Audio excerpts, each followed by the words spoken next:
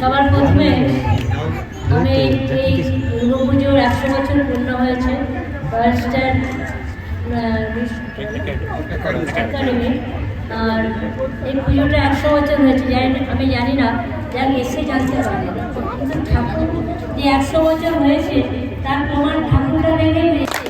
এবং সেই সঙ্গে প্যান্ডেল যারা আছে এই পুজোর সঙ্গে জড়িত তাদের জন্য আবার জোরে হাততালি, কারণ খুব সুন্দর হয়েছে ঠাকুর।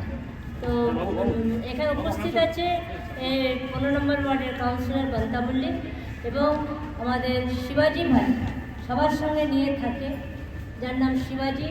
সে সবাইকে নিয়েই থাকে এবং এলাকার উনি সবথেকে গর্ব, উনি যে সবাইকে নিয়ে এগিয়ে গেছে, এটাই একটা আমাদের কাছে বড় গর্ব।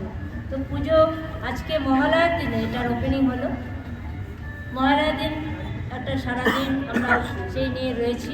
সেই সঙ্গে আজকে মহাত্মা গান্ধীর জন্ম, সেটাও আমাদের কাছে একটা দিন স্মরণীয় থাকবে যে এই দিনটা আমরা 100 বছর পূর্ণে আমরা এই দিনটাই ওপেনিং করেছিলাম।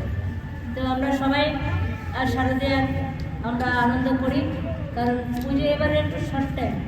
তো সবাই মিলে আনন্দ করুন, কারণ যেরকম প্যান্ডেলও হয়েছে এখনও চলছে কাজ, সেরকম ঠাকুরটা দেখার পরে আর প্যান্ডেলের দিকে কেউ তাকাবে না আমার মনে হচ্ছে।